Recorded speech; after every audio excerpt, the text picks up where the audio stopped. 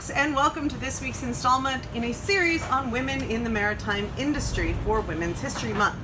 This week, I thought it would be fun to reach out to some people in the maritime industry, both women and non-binary folks alike, and find out what their answers were to the same set of questions. It's mostly just fun for me and a chance to plug my favorite sailors.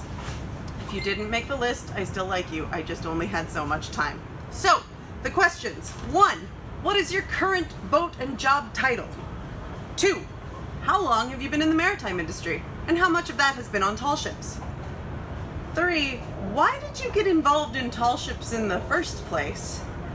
And 4. What advice would you give someone, woman or non-binary, just starting out in the maritime industry? Like, what advice did you wish you had heard? And the final question is, what is your favorite boat that you have never worked on? First up, we have Amanda Cook. Here's a photo, I hope.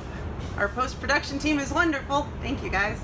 So here's Amanda Cook. She works in Seattle on the Kitsap Fast Ferry as a deckhand and a relief captain. She has been in the maritime industry for 15 years, coming this July, and was on tall ships from 2006 to 2010. She got onto tall ships on the Hawaiian Chieftain because straight out of high school she won a radio contest for a free ticket and came on board and basically just never left. It was awesome.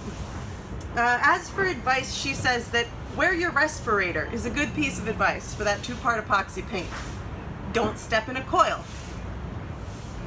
Oh, and learn how to tie a bowline with your eyes closed. Definitely practical advice. But more seriously, she says that it's important to remember that you don't have to stay on a crew or in a situation that you feel is dangerous or makes you uncomfortable. You can leave if you need to, and there's nothing wrong with that. And finally, she says that her favorite boat that she's never worked on is Highlander C, which you should look up. Unfortunately, she's a restaurant now, but she used to be super fast, and she's very pretty. All right, folks, our next mariner is Captain Tiff Crewan. She has just been hired as the captain and director for the Ernestina Morrissey at the Massachusetts Maritime College in Massachusetts. Don't know what city? That's okay. Moving on. Tiff has been sailing since she was 10 years old. She's been boating her whole life, and she's been 25 years in the maritime industry. Her first boat was her first tall ship was Appledore 4 out of Erie, Pennsylvania. And the first season that she worked there, she was the mate because she was the only person on the crew with a license other than the captain. But she loved it and has not looked back. Personally, I think she's a very cool human being. As for what advice she would give to someone who's just starting out, she says that it's important to believe in yourself and believe in your skills. But it's okay to not know the answer. So don't fake it till you make it. Be comfortable asking questions. And if somebody gets put off that you're asking questions, or they don't know the answer, or make it hard on you because you don't know the answer, it's always okay to reevaluate if you need to be working for that person in that job. So that's definitely some good advice that I think a lot of people don't know about. The second piece of advice she has is don't listen to anyone other than the captain when the vessel is docking. A lot of people see a female captain and want to tell her how to do her job, so it's really important to just listen to what the captain says. Her favorite boat that she has never worked on, she says she would have felt really blessed to have a chance to sail on the Regina Maris, specifically when she was out of Boston with the Ocean Research and Education Society. She was chock full of scientists and sailors who were researching cetaceans, and Tiff says that would have just been really cool and she would have loved to work there. Our next mariner is my friend Maura Hackett. Maura is a pretty cool human. I've known her for a long time. Currently, she is the Director of Operations at Inio Philanthropy, and before COVID hit, she was the relief captain on the schooner A.J. Meerwald, as well as the primary captain for the tug W.O. Decker, which is a pretty cute little tub at South Street Seaport. Maura says she has been working on tall ships 15 years, 17 boats, and only 2 of them were not tall ships. She got into tall ship sailing because the period after college, she wanted to do something cool, and all of the exchange programs either didn't speak to her or the credits wouldn't transfer.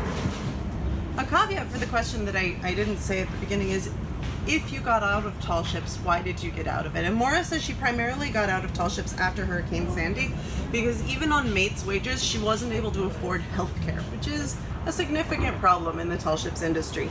So she pivoted into doing relief work on nights and weekends to supplement what she was doing full-time. In terms of advice, Maura says that you really need to be persistent and find a mentor, because so much of what we do on tall ships is through doing the thing. It's really important to find somebody who can sort of shepherd you through, and it makes the whole thing a lot more sustainable for you.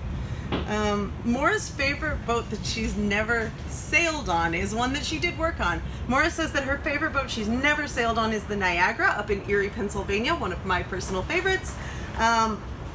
She says that she helped with uprig while waiting for Dennis Sullivan to start up one year, and that she spent a winter reefing and paying the seams in the deck and rolling oakum and doing service on 4-strand Kevlar for the topmast rig, but she's never been underway on the boat.